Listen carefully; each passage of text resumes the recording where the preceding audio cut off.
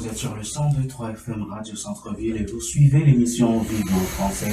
Comme vous le savez, à chaque édition, nous avons des invités qui nous parlent de sujets toujours les uns plus intéressants que les autres et c'est pour cela que nous avons Pierre-Martin Joubert qui est notre chroniqueur habituel et qui va nous parler des bibites, des parasites, bien sûr. Nous sommes quelque peu, ou pourquoi pas tout à fait envahis par les bibites ici à Montréal et il n'y a pas de quartier exempt à cet effet. On ne peut pas dire que celui qui habite à Westmont ou à Outremont est exempt par rapport à celui qui habite dans le quartier Hochelaga ou autre. Alors, nous devons être prudents et c'est pour cela que nous avons Pierre-Martin Joubert qui va nous parler de comment détecter en fait les bibites lorsqu'on loue un appartement. Bonjour Pierre-Martin. Oui, bonjour Wagner. Comment ça va? Bonjour aux auditeurs. Je vais bien et toi mon cher? Ça va parfaitement bien. Alors Pierre-Martin, donc quoi de neuf depuis?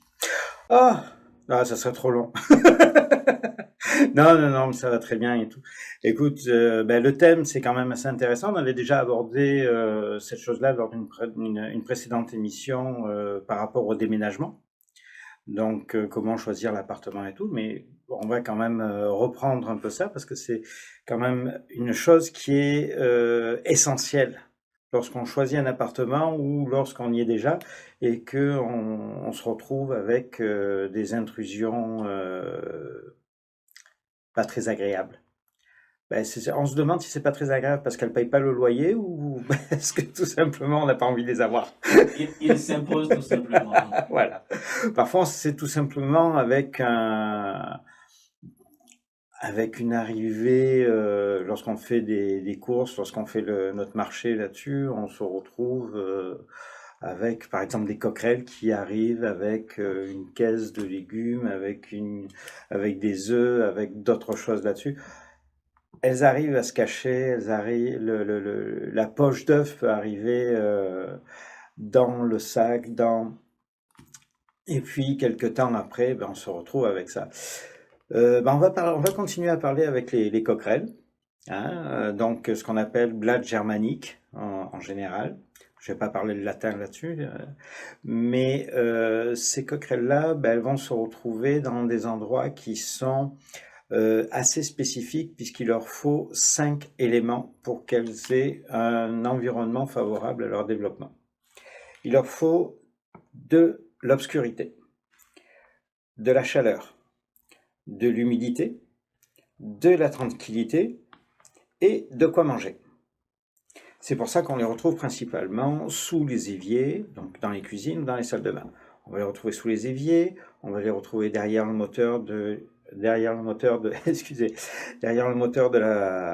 réfrigérateur, dans le moteur du micro-ondes, dans le cadran du micro-ondes, le cadran de la cuisinière, sur les côtés de la cuisinière, tous ces endroits-là où on retrouve les principaux éléments que j'ai indiqués tantôt.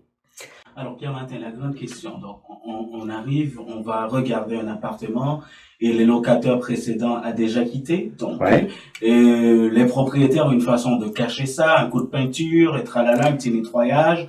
Donc des fois on n'est pas trop curieux à regarder à l'intérieur des placards, que ce soit à la cuisine ou Il faut. Mais comment détecter ça si on arrive, parce que j'ai une amie qui est déjà prise dans le coup, donc elle arrive dans un appartement et puis un mois après, elle se retrouve qu'elle a été envahie par des blâtres. Donc, comment peut-on détecter Alors, ça? si c'est un mois après l'arrivée, il se peut très bien qu'elle ait récupéré ça dans le camion de déménagement.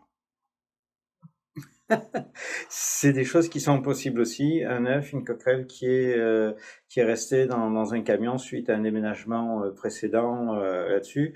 Et puis il y a un œuf ou deux dans un œuf. Il y a dans une poche d'œuf, pour être plus exact, il y a à peu près une trentaine d'œufs. 2 tiers de femelles, 1 tiers de mâles.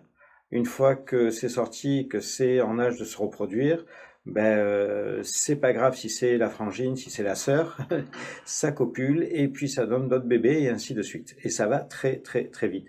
Donc lorsqu'on va regarder ça, même avec un coup de peinture, parfois on retrouve des petits points derrière, un peu comme du café soluble.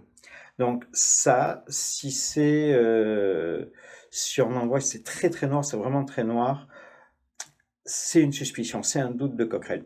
de présence de coquerelles. Donc là, allez regarder au niveau des placards, sous les éviers, près de là où il y avait le réfrigérateur, près de là où il y avait la cuisinière, donc à l'intérieur des placards, allez regarder, mettre la tête là-dessus, prendre une lampe, toujours visiter avec une lampe de poche pour aller regarder les petits coins, les recoins et faire une inspection.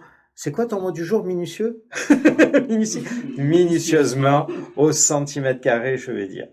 Donc avec ça, et faire la même chose au niveau de la salle de bain. Cuisine et salle de bain, c'est les principaux endroits où on va retrouver des coquerelles. Donc là, si on a un doute encore, on peut très bien acheter des petites plaques collantes et on va mettre ça derrière le réfrigérateur ou dans le moteur du réfrigérateur, derrière le micro-ondes, derrière, et on va regarder et observer. Alors, si l'on arrive à détecter des traits comme ça, qu'est-ce qu'on fait? Est-ce qu'on prend l'appartement ou bien est-ce qu'on On va déjà. annule la visite? Déjà, si on a des doutes là-dessus, on peut demander ce qui a été fait au propriétaire. Par la suite, une fois que la visite est finie, on va rester dans le quartier et puis on va aller sonner chez les voisins.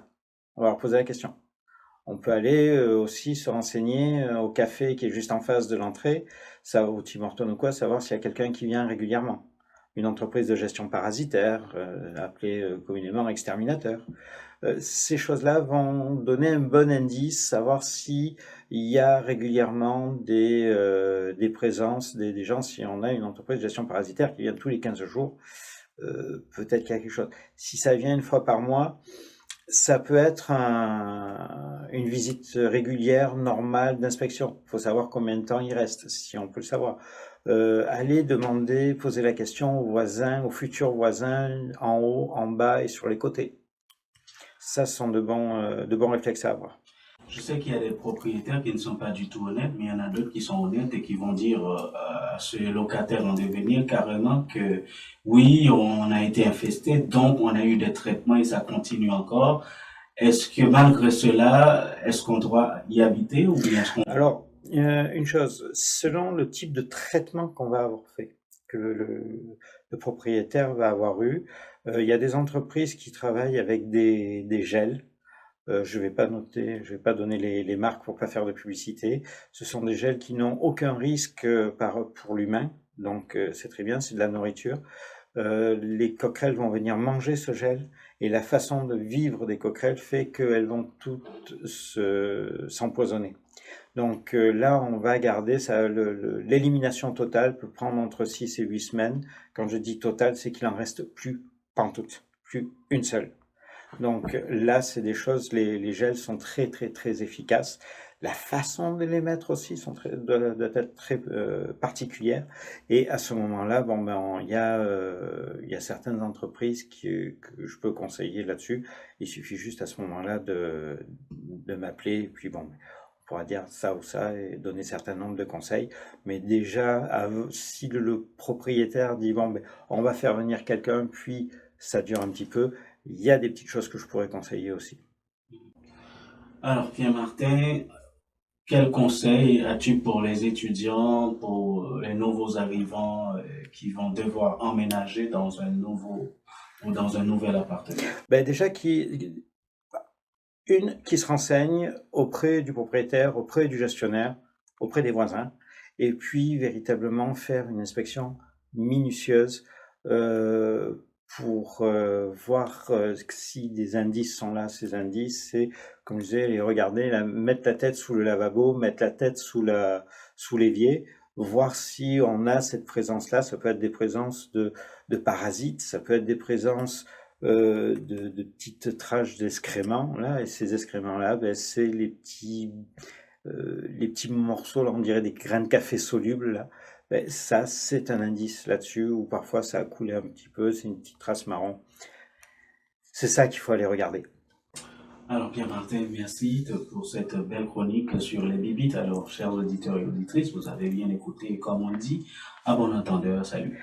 J'ai juste une petite chose là-dessus à à préciser, c'est que bon, je filme et puis ça va apparaître sur mon site internet et je vais mettre des petites photos par rapport aux coquerelles là-dessus et les indices où aller chercher en complément sur la vidéo, sur le montage, et je vais t'envoyer aussi le montage pour que tu puisses le mettre sur la page de l'émission. Alors, merci Pierre Mathieu, nous allons faire Merci une à tous. pause et l'on